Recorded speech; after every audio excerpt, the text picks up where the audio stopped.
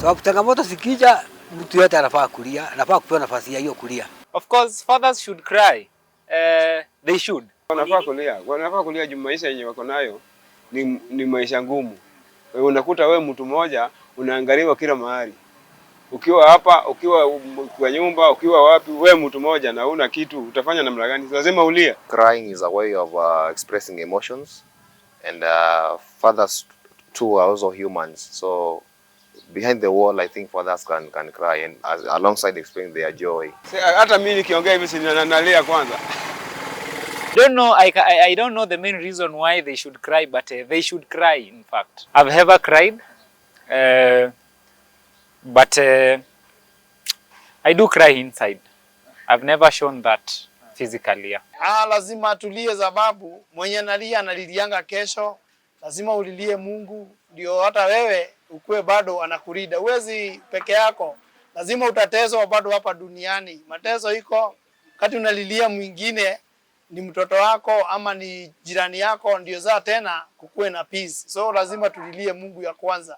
Ukiwa mwanaume useme uwezi lia, bado utazalilishwa na serikali ama ulilishwa na jirani. Definitely life has pushed me to an extent that was very stressed, family, and just find yourself shedding tears behind the wall, not in front of the family, because when a father cries in front of the family, that means they will see you as a weak person. But definitely even deep down in their heart they cry. Ni vizuri baba alie, lakini makosa baba akilia mbele ya watoto. Kama kuna jambo itatokea mpaka itamfanya alie, ni vizuri alie akiwa atisi aende huko bedroom, alilie huko kuliko kulia mbele ya watoto. And I believe that fathers should cry because at some point they may face a lot of challenges when it comes to provision. At some point you may not be having money and the family is waiting for you.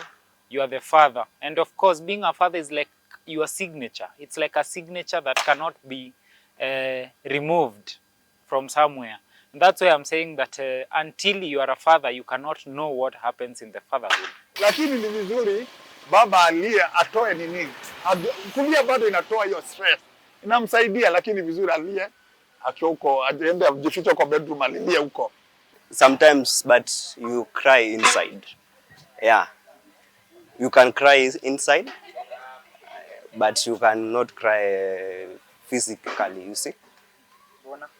Yeah, because as a man, you need to be strong. Eh? You have to carry your pains inside, not to show the world that you are weak. Eh? Even if umetoka shughuli hujapata kitu, at least jipe your moral. You are a man, no. So you cry your pains inside, not the outside way. Kwa maisha ni ngumu. Definitely they go through a lot of challenges. For example, look at the spiritual leadership, where they want to guide the family in the way of correct way of Christian living, and the modern world today. We also have marital and family conflicts are also there. We find that most of the marriages are not stable. We also have parental pressure and also emotional stress, among others. The fathers go through a lot.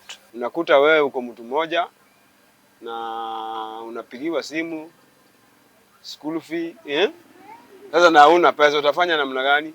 Tukifika kwa nyumba unakuta hata maji hakuna, utafanya namna gani? Kwa hivyo sisi wa baba tuko na changamoto mingi. Sisi wa baba tunakuwa na changamoto mingi sana. Kama hiyo kulipa rent, kuangalia familia na hayo mambo yote.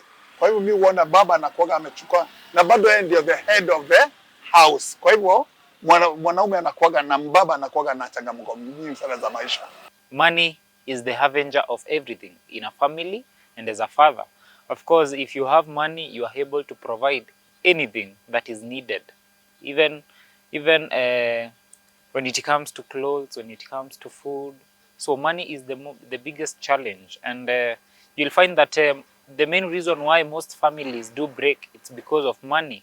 If you don't have money, then tomorrow you'll see your wife is not happy, the mood changes. At some point she may happen to, or you can see her with mood swings that you don't even know where they are coming from. Challenges lazima ujinyime, kenye umepata lazima mkaane na wale mmezaa, na tena lazima uongezee bidii ndio hata wao watoshe yenye wanataka.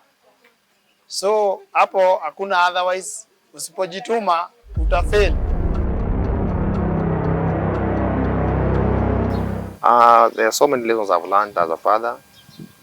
For example, how to balance my emotions, and also how to raise the family. There are so many lessons we have learned as a father. Life has taught us a lot. Yeah. Kuwa ukisaulika sana sana, utaona watoto, hata watoto wakishakuwa wakubwa usahau baba yao sana sana. Utakuta wazee wengi watoto wakiwa wadogo ni wa baba, lakini watoto wakishakuwa wakubwa wale watoto wanabaki ni wa mama. So utakuta wababa wengi husaulika watoto wakishakuwa wakubwa. When you are not a father, nobody will ask you for this or what. But when you become a father, it's your responsibility. And if it's your responsibility, you have to implement and execute that responsibility of yours. And it's a must. Right. There's nobody who is coming to help you in the fatherhood period. Kazi lazima utie bidii kwa ile kazi unafanya. Fanya bidii ndio uweze maisha yako ikuwe mzuri. Usipotia bidii hautaweza. Yenye nimesoma tu lazima kuwe na mambo hapa na pale, kukuwe na mashida mingi, kutakuwa na ugonjwa, kukuwe na shida kama school fees, mahitaji mob na aina mingi. Lazima shughuli zikuje kabla kwa ingine kwa ingine, zafuatana zote. Happy Father's Day. I'm wishing all the fathers a happy Father Day. We are proud of you to be a father.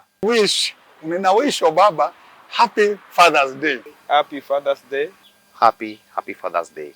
Cheers. Happy Father's Day. Wote nawaishia happy Father's Day. I wish all my fellow fathers a happy Father's Day. As a father means that you have survived, because the biological meaning of surviving means that you are born and you are managed to bear a child.